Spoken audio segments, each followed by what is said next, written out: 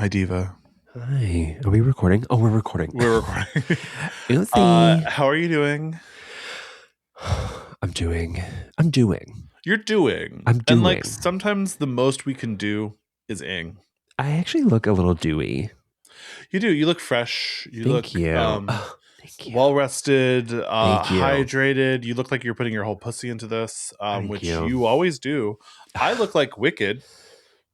I changed my I don't think I realized that I was doing pink and green. My But God. here I am, Miss Wicked. You are she's giving alphaba. You are giving all of Wicked. I can't even believe it right now. How did I not think of that? Sometimes the most you can do is give Wicked. So on brand. It's giving Wicked. That feels it feels like part of your DNA. Like you can't even you can't escape it. Do you know how often I forget that there was a second Wicked movie? I forget it too. Like I open up Peacock to watch Ladies of London, The New Reign, or The Real Housewives of Rhode Island. Right. And all of a sudden I'm like, oh my God, Wicked for Good happened. Yeah, girl, they are still pushing it. Yeah. Well, it's just on Peacock. It's just on Peacock. Like it's all of a sudden like we're on Peacock and I'm like, oh my God. Because I remember Wicked Part 1, whatever the Wicked proper, was a huge part of my life for months at a time. Oh, people were. I saw it in theaters 5 times. As soon as it came out, I bought the Blu-ray. Skylar and I were just like talking about it and watching it. I bought Legos for my nieces, and we made the Emerald City Lego set. No one was more dialed in than you. But I feel like I actually am going to argue with you on that. Okay.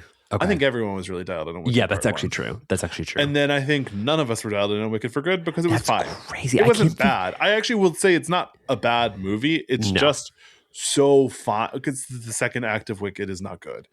Yeah. And so like I think they made the best movie they could make with the second act of Wicked. Yeah. All of this to say, I have pink and green lights on right now. Circling back to the current state of your camera. My lights, of my white face, which takes a lot of light in.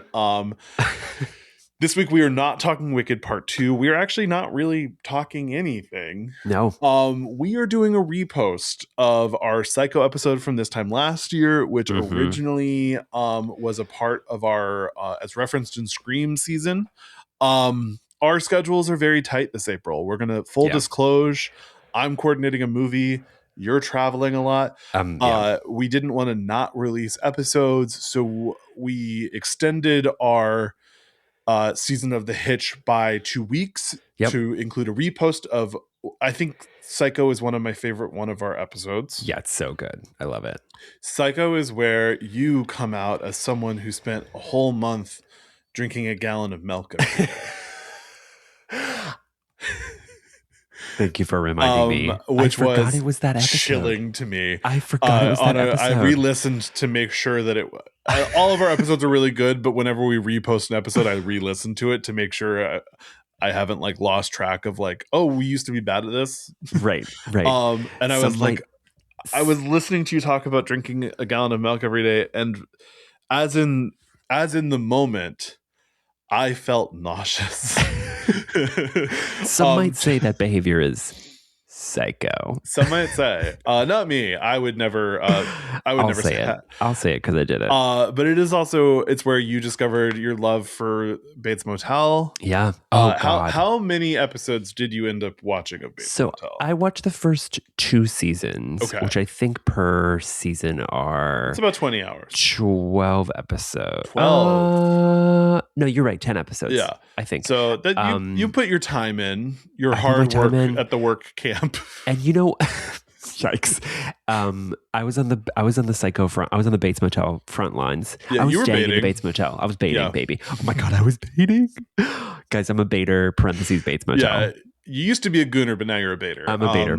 Parentheses Bates Motel. A Ruth Bader Ginsburg. It's so good. It's Not a really good show. For you to watch the rest of it. I think wait a minute. I think I need to revisit. Because it has been a whole year since this episode came out. Been a minute. But we've been busy.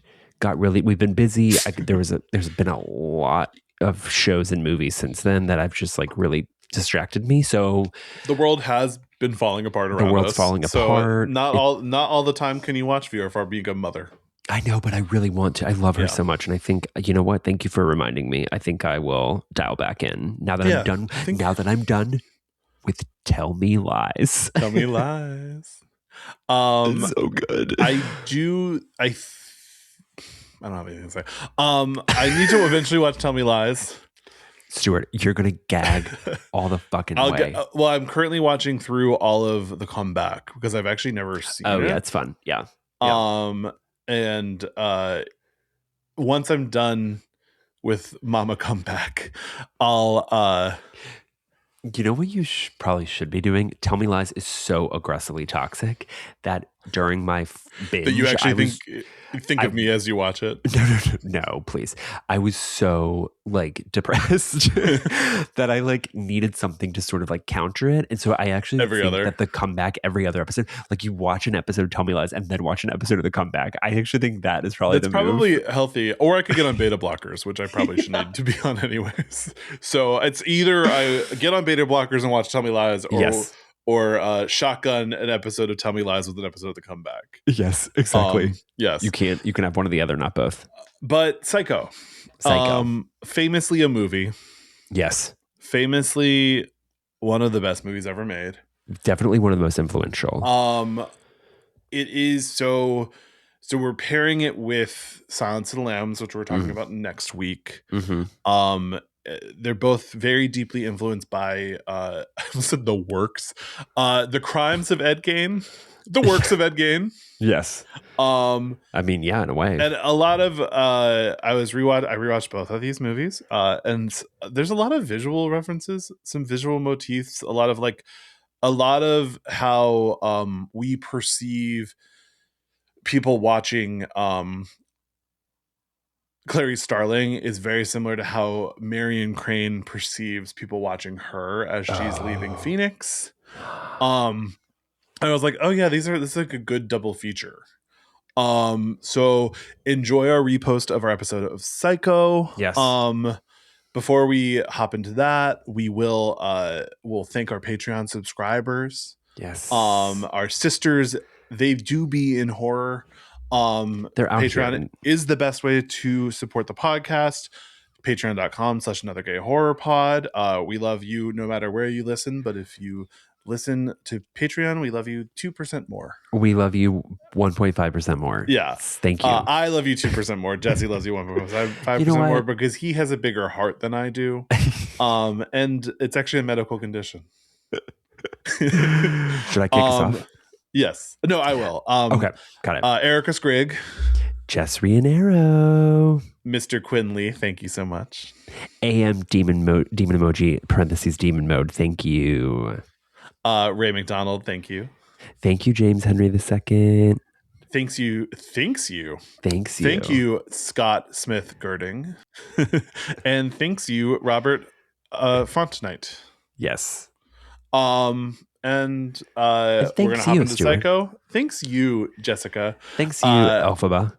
And we're gonna hop into Psycho, and we'll see you next week with Silence of the Lambs. Bye, guys.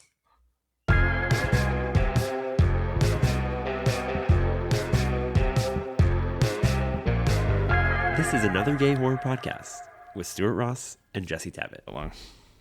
Okay. Hi, Girly Pop.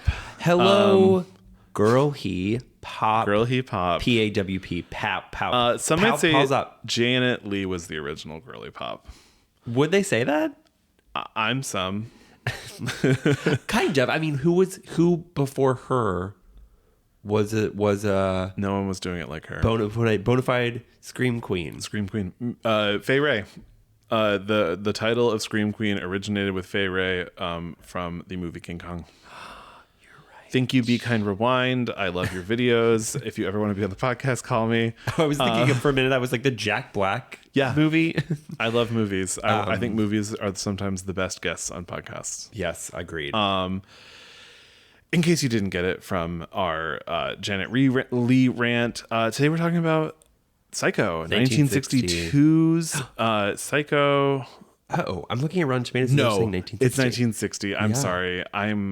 My brain. It's fine. My mind is not strong. 60, 62. What was the difference? In 2 years, I wasn't alive. It didn't matter. What was going on in those 2 years? But all of it was before the Beatles. It doesn't matter. My life does not. I don't even love the Beatles that much, but apparently today I'm like Beatles. Yeah, that's so random. So Psycho from 1960, not 1962. Yes. Logline: a secretary on the run for embezzlement takes refuge at a secluded California motel owned by a repressed man and his overbearing mother. The original mother off. There's a lot of mothering in this movie. Yes. There's a lot of mother quakes. Yeah, Norma mothered so hard. Her son mothered himself. Yeah, I was gonna say there's mothering, and yet there are no mothers. I just almost issued a spoiler warning for a Psycho. a 65-year-old movie. You know what? That's not a bad idea though, because I think the thing for me that holds this movie back from being perfect is I knew the ending before. So most recently, like I was rewatched for this episode. Yeah. But even when I saw it the first time, I knew the ending. I saw this movie early enough that I didn't know the ending. Oh my God, were you blown away? This was like the only horror movie my dad, who's like famously not into horror movies, showed me. Yeah. Because he was like, you have to see this. And he was a big Alfred Hitchcock guy, so he showed me Rear Window. And but the end tore me out. Really? The skeleton reveal. Oh yeah. Reveal. It is a reveal, yeah. Into Anthony. This is the end of the movie. But the end of the movie really freaked me out. Yeah. And I was like 8, and it was an early seminal horror moment where it was black and white, so I wasn't scared, but I could feel the tension and I could feel the surprise, and it was I'm sure I had seen this movie referenced in Looney Tunes or something like that, because I feel like the references are referencing. But I hadn't connected whatever reference I'd previously seen, and that last 5 minutes of this movie, so good. This movie, I watched this movie in my Halloween rewatch when I watched 150 movies last Halloween. I watched it again, fresh-faced, this Thursday morning. Yes. And I enjoyed it. I've seen this movie 50 times probably. That's amazing. I love this movie. I love Psycho 2. I've seen this. I haven't seen this since like college, so like 15 years. So watching it recently, and I watched it in 4K, so it was like gorgeous, really fresh, a beautiful transfer. Yeah. Listeners, go if you are thinking about rewatching it. Absolutely do, and see it in 4K. See it in 4K. I have the 4K UHD Blu-ray. It really is remarkable. It feels almost too clear, so crisp. I'm like, wow, this is great. But the score of this movie does a lot. Oh yeah, of heavy lifting. We're in the beautiful. This as referenced in Scream season is going to be really fun to sort of talk about like slashix. Yes, this is a bona fide. I'm going to make the word slashix real by the end of this month. Slashix, it's not going to happen. Me and my girl Shutter call things slashix. Do they? Yeah, they have a whole slashix section, which is why I'm getting Shutter. Shout out to Shutter. Shutter, if you're listening, listening. We would love to have you on, and also we would love to be on. Also, just like send us promo box or something. I would love some treats. You love treats. I love treats. Yeah. So this movie, Speaking of treats, it's a treat how good I am at transitions. Yes. This movie stars Anthony Perkins, who is so fucking hot. He's cute. Movie. He's really cute. As Norman Bates, we love a bad, sensitive boy. Yes. Vera Miles as Lila Crane. John Gavin as Sam Loomis. John Loomis is a deeply referenced surname in the slasher Oov. Underrated word. Yeah, Dr. Loomis in Halloween, Billy Loomis in Scream. Yes. It is like the surname to end all surnames. Yeah. Martin Balsam as private investigator Milton Arbogast, which is another great love. I wish more slasher movie characters had the last name Arbogast. Yeah, Arbogast is a great name. I immediately was like, oh, I've heard that name before. Yeah, on screen. Yes. And I can't place where. I think it's this movie. And then Janet Leigh, famously as Marion Crane. Yeah. Janet Leigh is Jamie Lee Curtis's mother. Yes. Speaking of mother quakes. Too many mothers. I'm just like, I don't know where to look. I'm dizzy. Yeah, it feels like this episode should come out in May because we're having a Mother's Day. In a lot of ways, is an ideal Mother's Day watch. Yeah. So maybe I'll be rewatching this on Mother's Day. Yeah, just curled up with your mom watching Psycho. I wonder if my mom has seen this. Mom, if you're listening, can you slide into the DMs and let us know if you watched? Mrs. Tabbit, call your son. Mrs. Tabbit, you don't have Instagram, but yeah, just call me. Let me know. So I guess we can start talking. Starting at the very beginning, the place everyone wants to be, Phoenix, Arizona. I love that this movie takes jump scare every single time. Every time, and it's so random. Because she ends up in California. Like it could just be LA, and it's such an active decision to have it not be LA. I love that though, because it's not LA. Love that because it's not LA. I know you're an IMDb trivia girly, but I am a Wikipedia production notes girly. They had a whole constantly battling. They had a whole crew go to Phoenix and shoot all the exterior like over the city and stuff, which is funny now because there's just so much footage of every city that you just like go to a website and you're like Phoenix footage, and they're like, here it is. Yeah. But this movie, it was produced by the his TV show's crew. Oh, in between seasons, it was shot like a less than $1 million budget, I think. He financed it himself, and it's just such an interesting, neat little weird, freaky movie. It's also just multiple things. That sounds silly. Let me rephrase it. The first 30 minutes of this movie are like a crime thriller. Yes. Like you don't even sort of know what you're getting into. And I can't imagine at the time watching this and being like, oh my God, she just died. What we thought was the main character is gone 30 minutes into the movie. It's been referenced so many. I mean, Scream again. This movie was really revolutionary in a lot of ways. Yes, that's a great way to put it. I mean, yeah, it's and it transitions between genres seamlessly. Yes. So yeah, once Marion dies, it becomes a horror movie, and then a psychological thriller. Kind of. It's really a feat. Yeah, a cinematic feat, if you will. Yeah. And the score. The score's great. Some of the shots are so ahead of their time, like when he's looking and spying on her, the sort of close up we get of his eye. Yeah, this is like a deeply early pervert movie. Oh, Peep Show. Sure. Which is also the same year Peeping Tom came out in England, which is you love Peeping Tom. I love Peeping. I saw it at the Academy Museum on film. Just gorgeous, sexy movie. It's a Michael Powell movie. Yeah. But it's a similar thing where it puts you in the killer's perspective. Yeah. And which is not something that they were doing at that time. Yeah. It's always funny when sort of like revolutionary ideas happen at the same time with two different people.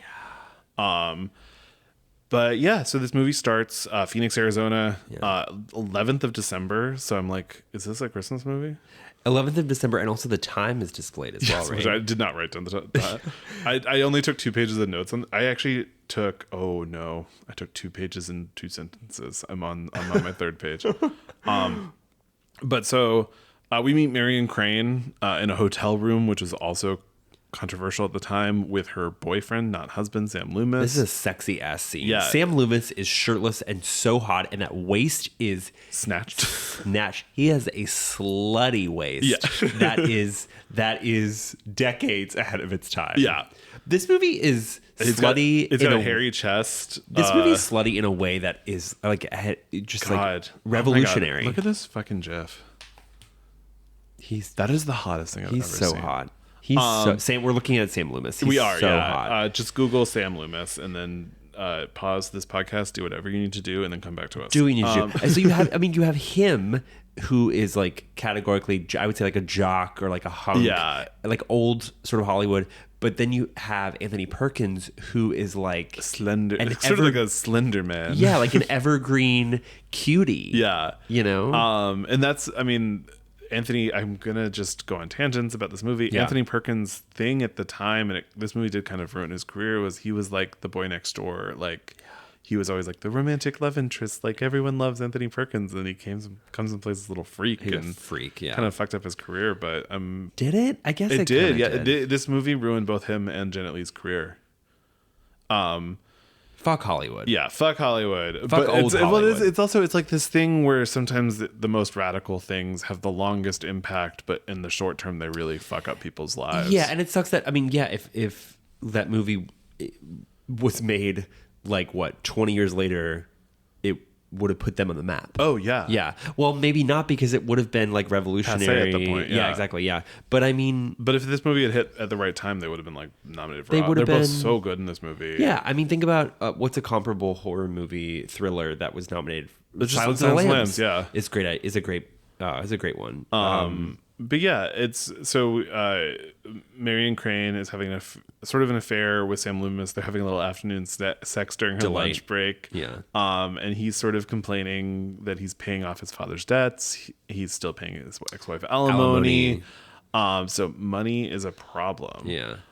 In the next scene, we get our Alfred Hitchcock cameo. He's standing outside of the office as Marion walks in. Yeah. He's in most of his movies, right? Yeah, he has a cameo in every one of his movies, I think. Love that. So we have this man who is buying his daughter a house outright, full $40,000 cash. He's so gross. He's like, "Hey, how's it going, ladies?" And he's like all up in their business, and like he's like, they should give you some AC in this place. I was like, yeah, it's Phoenix. They should have AC. What are we doing here? It's giving like Trump mega donor. Yes, yeah, mega donor. This man is Trump ride or die. Yeah. In 1960, he would have voted for Trump a third time. Yeah, God. But so the owner of the real estate company that Marion works at asked her to deliver the money to the bank. Yeah, because he doesn't want to have it. He doesn't want to have it sort of on hand, and he obviously at this time in history, everyone trusted everyone a little too much, and he was like, "Marion, can you take this $40,000 to the bank?" A blonde lady has never done a crime. Yeah, and she has just she has this envelope of $40K, just jumps it in her purse. A little walking around money. Yeah. And so she sort of is like, "I'm gonna go. I have a headache. Yeah. So I'm not coming back. Yeah. Don't worry. The money is safe with me." Hops in a car. Drives away. She was, you know what? Hot take, maybe not a hot take. She was right to steal this man's money. I would have stolen this man's money. He's gross. I would have stolen less for more. Yeah. More for less. $10. See ya. See you later, diva. See you later. So we get these beautiful shots of her driving. Yeah. She's nervous. Yeah, she pulls over to the side of the road. She's sort of seeing police everywhere. She's driving all night. She pulls over to the side of the road, falls asleep, and a police officer comes to her. Well, before this, we see, you know, I love it. Let's rewind. We see as she's sort of driving out of town, she comes up to a crosswalk, and her boss crosses the street, and it's like, "Marion, wait a minute. What are you doing? I thought you were at home."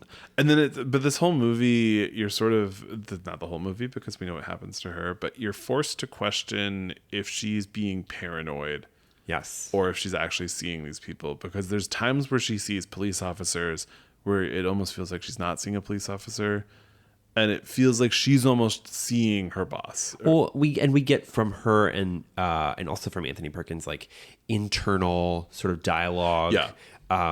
I love her imagined dialogue. That's exactly what it is. Other people where she's like, "I always trusted Marion. I wouldn't have suspected that she'd do this." And, yes. Oh, maybe she got lost, or maybe she took the money home by accident. And it's funny because it's like, do you have an internal monologue? Not this pronounced. But generally, I think so. I think I would say I have a moral. No one's ever asked me that before. Because my brain is always talking to me. Not in like a scary way, but like my brain is always thinking. Okay. Are you? I mean, I have an internal monologue. It just some people don't think in words. Okay. Listeners, I'm like, what's He's looking at me crazy. Well, do you? I'm not going to ask, do you hear voices? No, but is it a monologue that is comparable to this? Yes. What's displayed in this movie? Yeah. Okay. But some people don't have it, and I guess you don't. Apparently. Well, I'm. It's funny because I was going to say, like, I have like a moral, do this, don't do this kind of thing. Ideally does everyone who's not a sociopath. Increasingly rare these days to find people who aren't. I know, but maybe. Yeah. Nothing kind of clear enough that I could obviously like answer your question. Yes, I do. Okay. Or no, I don't. Oh, so you've maybe. So you have like maybe. you have a Jiminy Cricket in there. I have my internal dialogue is Twitter. I log on to the internet. Your internal dialogue is an external conversation. Yes, exactly. Join the conversation on X today. Yeah. I'm not really on X anymore. Every few weeks Sorry, I tweet a picture. Let me just say the internet at large. I'm migrating to Blue Sky. I love Blue Sky. I know. Follow the podcast Gay Horror Pod on bluesky.com. Yes, please do. But yeah, I mean Blue Sky, TikTok, which they're all terrible. My point was that I'm moving away from Twitter. Anyway. Yeah. I have a very strong internal monologue, just like Marion Crane in this movie. And when I found out that not everyone has that, it was shocking to me. Well, you saw this at a young age, so do you think this movie imprinted on you? Yeah, it's why no. I don't think this movie changed my brain's chemistry. Maybe. But you know, it's like a lot of the times I can't go to sleep because my brain's talking to me. Oh yeah, that's an internal monologue. Yeah, yeah. You have an internal monologue. Oh, some people don't think in words. So you're saying that if I'm up late, kind of stressing about work, or like not hearing, but like thinking about my coworkers or like my projects, or that sort of counts as. Yeah, I'm Googling internal monologue right now. This is, by the way, this counts as both gay and horror. Yeah, because anxiety is canonically gay and horrifying. Yup. No, not everyone has an internal monologue. In fact, most people don't experience it all the time. 50 to 60% of people don't have an internal monologue. Trump voters. That's a lot of people. They all voted for Trump. But yeah, so Marion Crane's internal monologue, it's rocking her out. It is rocking. That's a great way to put it. So she gets, the cop comes to where she's sleeping in her car, and he's like, "Diva, you can't be here." And she's like, "Oh my God, I was so tired." Yeah. So she drives and immediately buys a new car. Yeah. But the cop is there again. The cop is there again, but also like it was mind blowing. This transaction, she was like, "Can I just trade my old car for a new one?" And the guy was like, "Sure." He's like, "Just give me $700 and we're clear." We're clear. And I was like, "Oh my God, the times have changed so much, and I hate that it's not this easy anymore." Yeah, I do love when the first time I bought a car was here in COVID because my car died. I went and bought a car. Like not impulsively, but sort of impulsively. Like I decided I was going to buy a car, and that same day I bought a car. Whoa. And I was leaving with my new car, and I was like, this feels illegal. Like, it feels like it should be harder to get a car. Did you buy it from the lot? Like I bought it from a CarMax, but I already I got approved for a loan the night before at my credit union. Wow. But I was like, and then sometimes I'm very decisive with decisions, and it was like I was having car trouble. Yeah. And so I was like, I need to buy a new car. I picked a car, and I bought a new car. Yeah. So with her brand new car, she drives past the cop who's waiting outside, or is he waiting out? This still all feels a little paranoid. He's waiting because the as owner, a paranoid person, I'm like, well, is that cop real? Does everyone see that cop over there? The cop is creepy. The owner of the dealership is also seeing. Okay. Well, he's like, actually, he's looking. Because Marion constantly is like looking at the cop like, oh God, is he realizing what I'm doing? And the owner of the dealership starts to realize the cop is over there. Yeah. But also he's like, why are you looking in that direction? Yeah. And I think it's going to take me a while to break my brain of lynch month. Or now I'm reading too much. I'm like, was that cop real? When did this movie actually begin? In the middle? God, I already miss Lynch Month. Lynch Month is really, speaking of things that tore you up, Lynch Month ruined my brain for watching movies because I haven't watched that many David Lynch movies in that short of a succession ever. I'm always there. That's where I am always Mentally, living. I'm still here. Mentally, I'm always in Lynch's weird, insane, perfect, fucked up, perfect universe. Yeah. Anyway. So we have Marion's driving away, these beautiful rain driving shots of just like out the front, through the back, rain falling. She's imagining people discovering that she stole the money still, using her internal monologue, which not everyone has. Most people don't. So that's crazy. And then it finally is too unsafe. So she pulls over to the Bates Motel and pulls in. And I have a story about the Bates Motel location. Oh my God. I'm scared.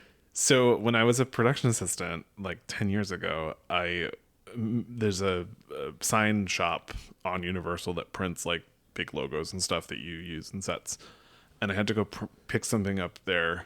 And I was on an adult gay app. Some might describe as Grindr. Coffee meets bagel. And someone with a faceless thing messaged me offering to have relations with me in the Bates Motel. What? And I still don't know if it was real or if it was just someone like playing. I didn't go to the Bates Motel. I was busy. I was a girl on a task. If you weren't busy though, would you have been like, I'm gonna do this? Just a curiosity. But I was like, I feel like the tours go by too fast. That's not a good location. Well, but also, it's not. I could be wrong, but is it an actual? I think he meant behind the house. Because like, can you actually go in? Are there things in there that you could lay down? I don't know. Well, I didn't ask. You could have known. Yeah, I was too busy. I was a girl on the go. I had to pick up a logo from some show or something. I don't know. Yeah. Some restaurant set needed a logo or something. Maybe that's not that crazy. I bet you it happens all the time. People, especially in a post Sniffies world. Yeah. You know that the Bates Motel Sniffies check-in is crazy. Well, you know who would have appreciated that? Anthony Perkins. Anthony Perkins. Yeah. Yep. Gay icon. Bi icon. Yeah. Yeah. He was gay forever. Let's say queer icon. Yeah. Yeah. So we do meet. He was gay forever, period. Yeah. Yeah. Until he married a woman and had kids. Oh, yeah. I guess that would make him a... Bicon. Well, but also, like, did he marry her? Let's just cut this because I don't know. No, and he's an interesting person because he lived as openly as a gay man as one could for a long time. Did he? At the time, yeah. I mean, he like dated Stephen Sondheim, and they wrote Rock Hudson. Yeah, right? So it's like not openly, but as open as he could have in Hollywood. Like there's like records of it. Yeah. But and then I think he was interviewed as saying like, I sort of had enough of that and I wanted to have kids and get married. So I did, which feels bisexual to me. Yeah. Yeah. The first time he had sex was like 40 with Victoria Principal. Really? Not the first time he had sex. The first time he had sex with a woman. Oh, I was like, wait. 40-year-old virgin. Yeah. So that's Anthony Perkins' love life. We meet him here. He's Norman Bates. He's so hot. He's so very cute. He looks like in the face. He looks like Isaac Cole Powell. Do you know who that is? No. Right? Is that right? But I'm Googling it. Isaac Cole Powell. Yeah. He's got like a I see it. Isaac Cole Powell is like the beefy version of Anthony Perkins, kind of. Oh, he was the Tony on the West Side Story revival. No, but something about those like big brown eyes, thick brown hair. Oh, he's a Ryan Murphy girly. Yes, beautiful complexion. Yeah, that sounds right. Yeah. Yeah. So Marion checks into the Bates Motel. He's like, you can stay in number 1. It's so close to the office in case you need anything. Yeah. And she's like, oh, like, I need some food. And he's like, oh, it's 12 miles to the nearest diner. And then she sort of balks at that. And he's like, I'll make you a sandwich, diva. A sandwich and milk. Yeah. Which love. Yeah. Very Jack Nicholson and Wolf. It's very, actually, PB&J is mother's milk to me. It's very me as well. Anyone who knows me knows that I love a cold... We can't have another conversation about PB&Js. Sorry, I'm sorry. I have to put the kibosh on that. But you love milk. Yeah, I love milk, and I love PB&Js. You love the biopic milk. You love the drag queen milk. Did I tell you? I think I did. We don't have to go on a large tangent, but there was a period of time where I was kind of like I was working out quite a bit. Yeah. I was lifting, and I was looking to like put on weight. I guess you could say like a dirty bulk is like what the girlies call it. Correct. And but that's expensive to do. Like eating a lot is expensive. And so my friend at the time, my coworker and my friend, was kind of like I'm not gonna say like he wasn't a health nut, but he was working out like kind of consistently in a way that I looked up to, and he was like, well, why don't you do this? Why don't you look, everyone's got a protein. Everyone who works out quite a bit is doing some sort of like protein shake regularly. Yeah. So why don't you, this is shameful that I'm talking about this publicly. He was like, why don't you drink a gallon of milk a day for a month as an experiment to see if you can put on the requisite amount of weight that you're looking to gain. Did it work? Yes. So basically what I did and how I, in my mind, convinced myself this is okay, I drank, quote unquote, a protein shake, which was like a third a gallon at breakfast, a protein shake at lunch, which was another third, and then a protein shake at dinner, which was another third. Sorry, I'm actually like feeling a little nauseous. Yeah, sorry. That sounds like so much dairy. It truly is so much dairy. I would never get off the toilet. Well, I have an iron stomach. So for a month, I drank approximately a gallon of milk, of like 2% to whole milk, every 30 day. Yeah. Is that sick? Jesse Tabbitt's 30 gallon of milk a month. That's sick.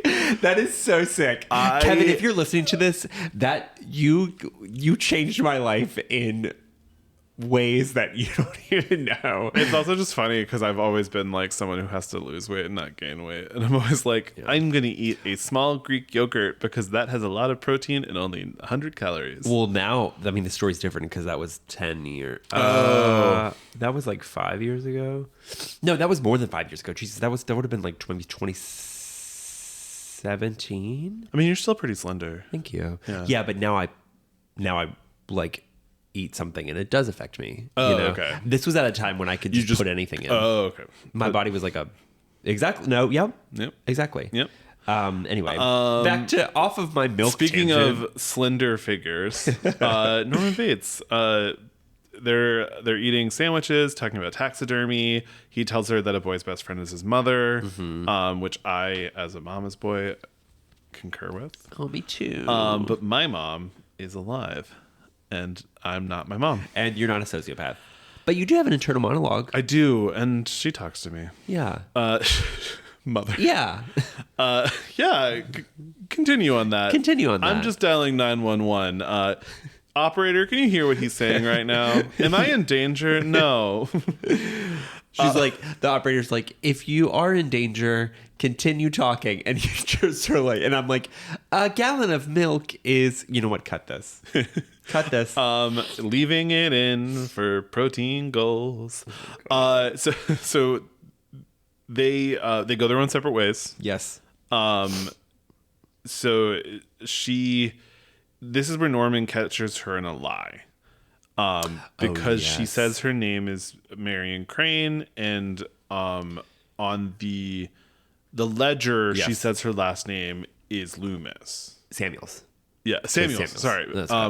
And so this is sort of a switch in Norman's mind, I think. Yeah. So she goes, undresses in her room.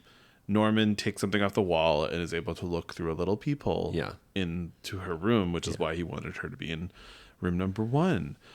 We get a scene of Marion doing math on a piece of paper, which is $40,000 minus $700 minus the price of the room. And I'm like, girl, that's mental math. I'm bad at math. I deeply related to this because I'm so bad at math. And I was like, this is engrossing because I would do something like this. It does feel like on my phone. Now it would be calculator app 40,000 minus 700 equals. Siri, can you subtract? I couldn't even say it. That's how bad I am at math. But she's writing it down, which comes up later. And it's almost weird to describe this scene. Yeah. Because it's the most iconic scene in film history. Close. Yeah. I would say close. What's number one? It's definitely top 5. Well, it's hard too because it could just be all Hitchcock. I'm a big Hitchcock boy. So it could be just like the Vertigo shot. It could just be the opening shot of Rear Window where you're going from apartment to apartment to apartment. It could be Jimmy Stewart hanging off the windowsill in Rear Window. It could be. I think there are other directors too, but I can't think of it. But I think of his filmography, of Hitchcock's filmography, it is undoubtedly it's just the most iconic shot. Classic. Because, you're a Hitchcock, like you were just saying. I'm not a super Hitchcock girly. Yeah. I love him, but I'm not as familiar with his filmography. And I recognize this shot the most out of anything that you just mentioned. So I would say. So, yeah. Yeah, Marion takes off her clothes, gets in the shower. Saucy. Yeah, we see a figure creeping up to the shower curtain. Mm-hmm. It opens the shower curtain, stabs her, and it's just cutting back and forth between. Yep. It's so interesting, and I guess the 4K is a director's cut. Oh, and I haven't gotten a lot of clear answers on what it restores. Okay, but I think it's in the olden times at a county level, at a theater level, people would just cut things for their own sensibilities. So I think over time, some shots from this sequence got cut by overzealous theater owners, overzealous county. Whoa. And so watching it this time, it did feel like there were more shots in there. Well, and it was easier to do that at the time because they had a physical. Because they could just film. Yeah. Just like in Pearl when he cuts out some of the movie and gives it to her. Oh, yeah. But so I haven't found a clear, this is what's added and this is what's not. Yeah. But I know some of the shower scene has been restored. Whoa. And it felt longer than it has ever felt to me. Yeah. And that might just be because it was implied by the director's cut that it was longer. But it's interesting to see how it's like you never see a knife go in anyone. You never actually see her naked, but you leave it. It's so fast. You feel like you've seen it all. Yeah. And also, I mean, that's probably due to like budgetary restraints and you're not allowed to show stuff. Yeah. It's the 60s. This is still the end of the production code. Yeah. I mean, the fact that she was like in the shower alone, like it was a big deal. Even the opening, back to the opening, the scene with her and Loomis in the hotel room was like controversial at the time. That was like such a sexy. That big beefy daddy. Sam Loomis, if you're listening to this, call us. Meet me at the Bates Motel set on the Universal back lot. He was the one messaging you. The biggest regret of your life. Yeah. Anyway, no. I now that I'm thinking about it, I think you're right. I think this is definitely maybe one of the most iconic shots in film history. And I think one of the scariest parts about this scene is you can see very softly. You can make out the eyes of Anthony Perkins' character. It's creepy. It is like this. It feels weird to talk about this scene. It's sort of like when we talked about Halloween, where it's like it's a scene that's hard to describe because I've seen it so many times. It's like a part of me. Oh yeah. Where it's like it's so cool. It's even still so shocking. Yeah. And I think my dad spoiled her dying for me. He didn't spoil the end, but I think he's like, don't get used to her. Oh my God, Dad. And then you get a second movie. It's like, crazy. This is the culmination of the first 40 minutes of this movie. And then we get sort of like a detective movie. And I really like, I love Vera Miles and John Gavin in this. Me too. And this movie could have been, not to almost start talking like a review, but like, this movie with the early release of Marion's death could be anticlimactic, But because of Vera Miles and John Gavin's presence in the latter half of this movie, it really works. Yeah, I mean, they're so concerned with finding out what happened to her. Yeah. And there isn't sort of a romantic connection between the two of them. No, I think it's really, it's interesting. It's just God, half of this episode is just going to be like, I love Psycho. Yeah. Well, maybe it should be because it's so seminal. But no, but I think, I think it could have easily veered into like, well, Marian's out of the picture now, so the sister's going to slide in to her place and they're going to fall in love. No, it's very much a detective story. They're working together to find out what happened to Marian.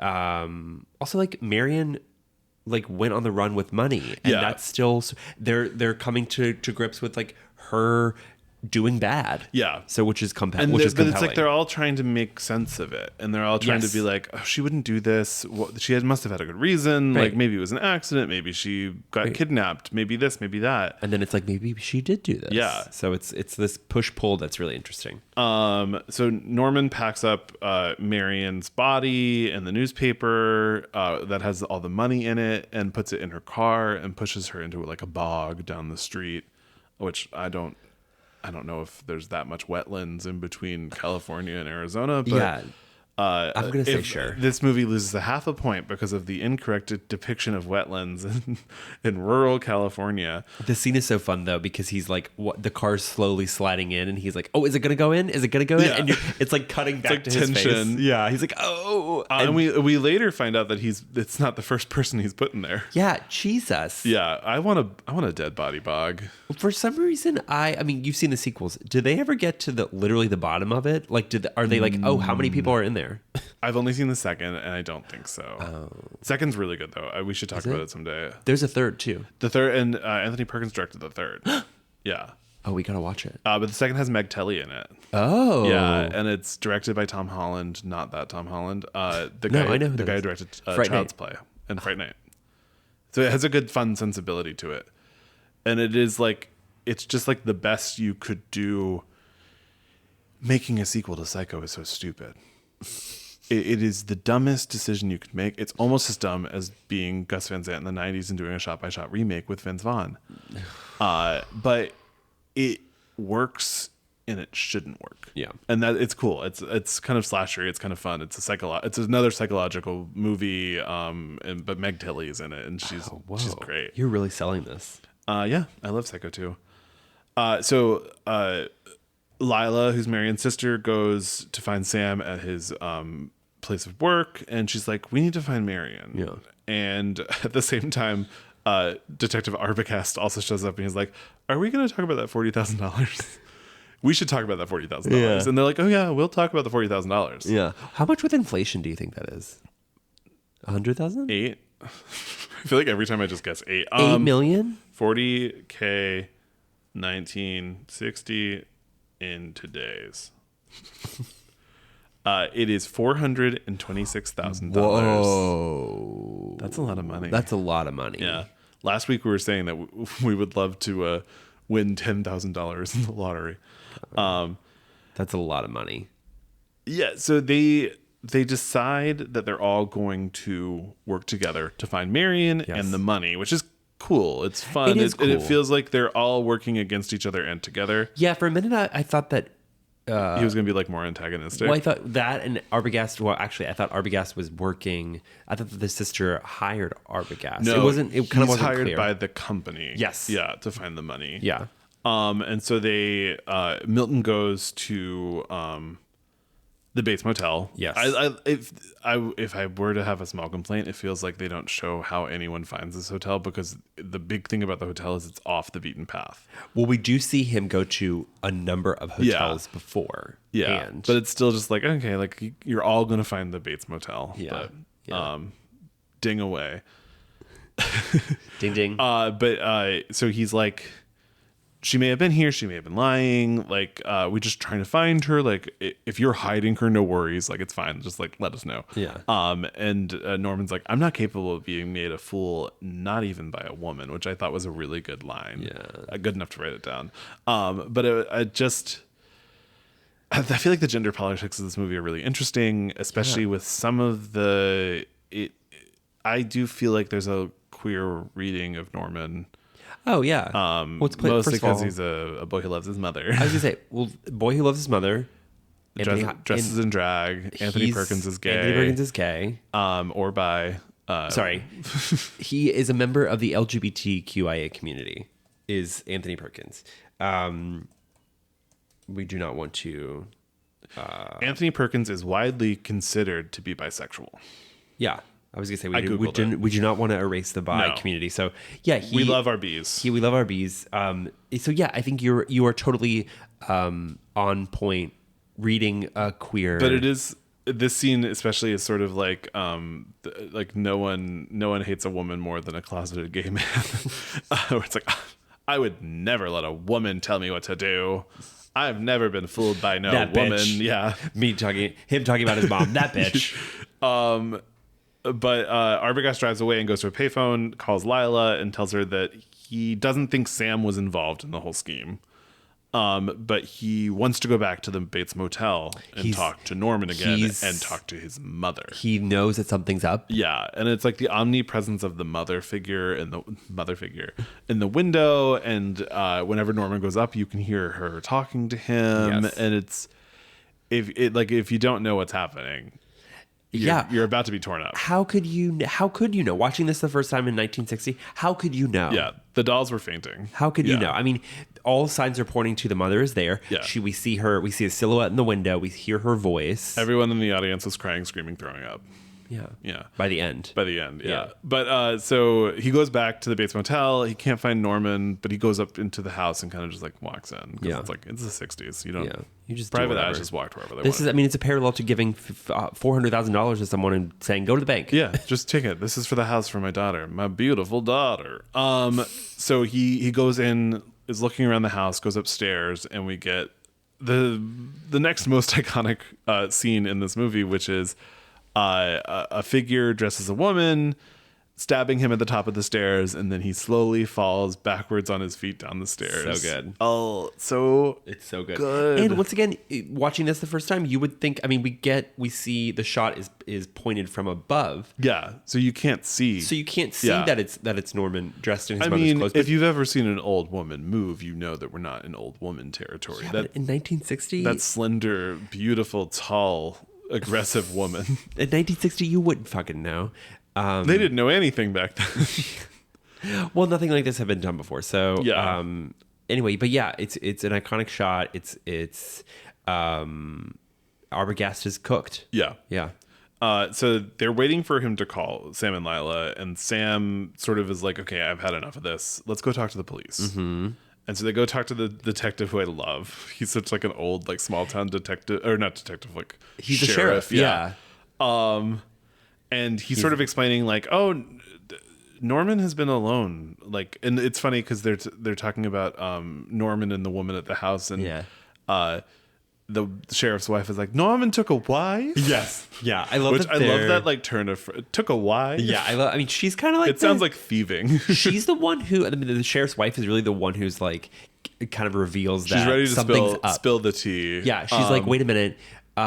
The mom died. Yeah, 10 years ago. Her and her boyfriend murder Suey. Yes.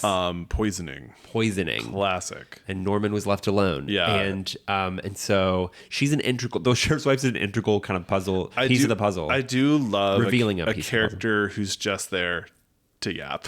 She's a yap. Yeah, it's queen. Like the sheriff's not going to tell that gossip. We need his wife to come in. No, you can tell in that household she's the one who is like. If the sheriff is the head, she's the neck turning the head. Yes. Yeah. And it's sort of, it feels like how Laura, I'm just going to talk about David Lynch movies from a month ago. Good. It's sort of how like Laura Dern knows all the information of the investigation in Blue Velvet because her dad's office is below her bedroom, where it's like this woman, she knows every piece of evidence. She lives with the sheriff. Yeah. Yeah. So Norman is starting to get like nervous at the house, and he's talking to his mom, as one does when your mom's definitely alive. And he's like, "You're going in the basement. Like, I've had enough of this. You're reckless." And she's like, "What do you think I am? A fruit basket?" Or wait, what's the line? She's like, "I'm not I think he says fruit seller, or like there's a line where she's like, "I'm not going in the fruit cellar. I'm not fruit." Yeah, but it Queer reading. Yeah, it's she's just like she's like, you F slur. She said F slur. Yeah, more than once. F slur rights don't matter or whatever. Yes. But so Sam and Lila go back to the Bates Motel pretending to be a man and wife. I love this. I wrote pretending to be a man and woman. There's a shot. I mean, if it's all a dream, who knows? But if it's going back to Lynch month, there's a shot here. I think it's as they kind of drive up. Norman is by the swamp. Yes. And this is my favorite shot in the movie, actually. And he hears them drive up and turn. The way it's photographed, it's just like eerie. You can feel that he's stressed. You almost kind of are. I'm not saying I wanted him to get away with it, but I was like, oh, they're gonna find out. You're not on his side, but this movie does a thing, which is it puts us into his gaze. Yeah, which is like the first time it happened. It's a big slasher trope later. And that puts you in his shoes. And so you, as an audience member, feel complicit in his crimes. And so you want him to get away with it, kind of, because you want to get away with it. Yeah. I also think on a more basic level, it's entertaining to see him get away with it. And I want to continue to be entertained. Yeah. On a selfish, basic level. This girly pop, I want him to get away with these crimes. Yes. He only killed one woman and his mother and her husband. Look, we gays have to stick together. Yeah. Gay rights includes the right to murder. Yes, thank you. It is crazy that he didn't get nominated for an Oscar or anything for this movie. Well, like you said, it kind of tanked his career because this movie was ahead of its time. Yeah, but just looking at this is one of the best performances of the 50s or 60s. It's great. Just a really strong. I think Janet Leigh is great in this too. Oh yeah, and then I mean John Gavin, my beautiful boyfriend John Gavin. Oh my God. John Gavin, have you listened to this? Chest. You dead diva. Chest. But so chest. So they check in. They get. Sorry, yeah, I'm done. Just slowly saying chest over and over again. They check in. You're gonna say chest 40,000 times. Yep. Chest for every dollar she stole. Yep. They check in. They request to be in room number 1. They go in and they're looking around and they just find an unflushed piece of her math paper. Yes. That says 40,000. She's like, this is proof that he knew about it. And he's like, it's proof that she was here, but we don't know that he saw this. Yeah. It's in the toilet. It's such a funny breadcrumb. Yeah. But so Sam goes to distract Norman. And this is, again, the scene of them talking, it's like this macho man and sort of this weak, tender little man. Yeah. But they're both hot, so that's both hot. I was distracted by that. And this is my second favorite shot of the movie.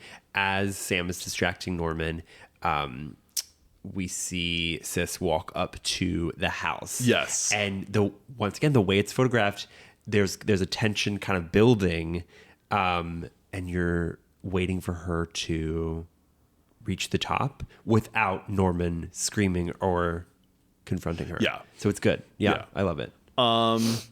Yeah. So she goes upstairs into the house. Yeah. And she's looking around and she goes into the basement and she finds. Well, Norman storms in and she has to hide.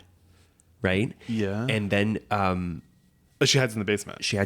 Yeah. And so she finds Norma, Mrs. Bates, and she goes up to her and she turns her around and it's a skeleton. This turned me out as a kid. This really freaked me out. It's visceral. It's really good. And then she hits the light and the light goes back and forth and the light's flashing. And then Norman, dressed as Norma, joins the conversation. And he is cornering her, and Sam runs in and stops him. Yeah, it's this moment could have been very silly. Yeah, but the way, like you said, the light swinging, the gross look of the dead mom, which we later learn Norman went to lengths to preserve the body, which is all of his bird taxidermy. He's a taxidermist in his spare time. Not to throw back to the taxidermy conversation, but I love he's talking about how he prefers to taxiderm birds because they're less intense. Oh my God, you're right. And I didn't even think about that. Yeah. Yeah. Yeah, he was like, animals like foxes are like difficult. Yeah. But I mean, He's like, birds are cool. Little do we know he taxidermed his fucking mom. Yeah. Kind of. Not really, but preserved her. He like mummified her. He mummified her, yeah. But anyway, so... And then so we get this like... We cut to Norman has been arrested. And they're like... We get a very 1960s explanation of split personality disorder. It's like, for what it's worth, I think it's like a fairly succinct. I think some of this too is director's cut. I think some of it was. Well, yeah, because we're in a room and one of the. Sorry, I interrupted you. Go ahead. No, you can. I'm used to it by now. Okay, bitch. I love saying that. Like I'm not the one who interrupts you the most. Yeah, the tables have turned. But, yeah, we're sitting in our. Go ahead. We're sitting in our separate chair. I'm sitting where you normally sit, and you're sitting where I normally sit because I fucked my back up. So I'm you, and you're me. You're me. Yeah. You're interrupting me, and I don't like it. I don't like. What is this? A taste of my own medicine? I don't like it. Consequences of my own actions, I guess. I'm reaping what I sowed. Gross. Karma's a bitch. I've never once experienced this. Should have known better. Anyway, they're in a room. My little Jojo Siwa. They're in a room. They're in the police station, and a psychiatrist who has just interviewed Norman is kind of giving everybody the rundown of Norman's psyche. I do like how he's explaining it to civilians too. Yeah, because he's like, you were much a part of it as everyone else. Well, yeah, and one of the detectives is like, he's a cross-dresser, and the psychiatrist is like, actually, no, he is deeply kind of like scarred by killing. We learned that he's the one who poisoned his mom and her boyfriend, and he's like, he has taken on the persona of his mother. Serves her right for getting a boyfriend. Right, and every time. Karma's a bitch. A mother's best friend should be her son. Yeah, and Norman now. Okay, so every time a woman kind of entered his life, be it at the motel, the mother kind of like quote unquote intervened and was like, "No, I'm the only woman in your life." This is the description that we get from the psychiatrist, and so now the mother's persona, kind of like post reveal, has fully taken over. Yeah. And she's like in another internal monologue moment. She's like, they're going to look at me and they're going to say, he wouldn't even hurt a fly. That's kind of an Eartha Kitt impression. Kind of. Yeah. But it's so good. It is good. It's really good. And the very last shot is him kind of looking directly at the camera. Yeah. In like a really just creepy gay way. He's so cute. God, what does it say about me that I'm like, what a psycho hot? Yeah, sweet but he's psycho. He's sweet but psycho. Yeah. Should we watch all of Bates Motel for the podcast? No. Fans? Isn't there like 7 seasons? Yeah, but I thought you were going to say 2 or 3, and I was like, yeah, let's do it. Oh, no, we're definitely going to watch 2 and 3 at some point.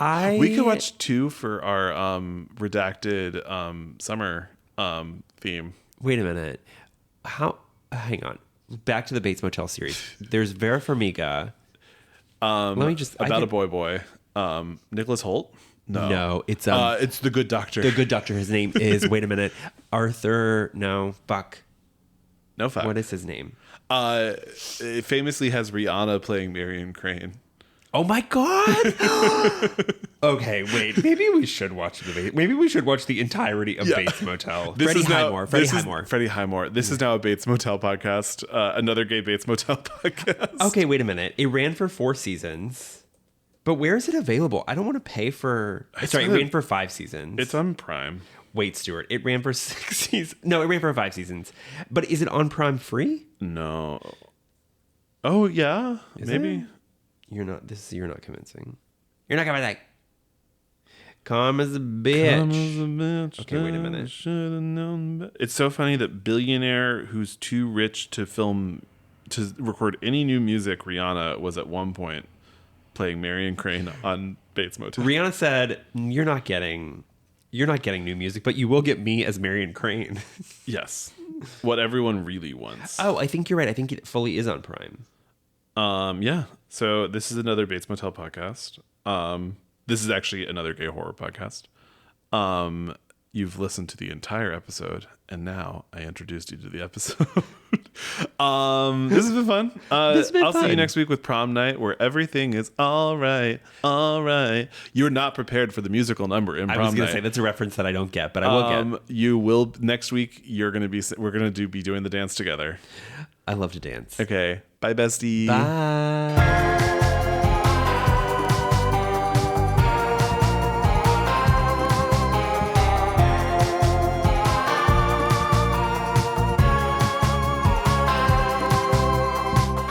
This podcast has been presented and produced by Stuart Ross and Jesse Tappet. Edited by Stuart Ross. All recording equipment provided by Photo Booth Productions. To support our podcast, join us at patreon.com/anothergayhorrorpod.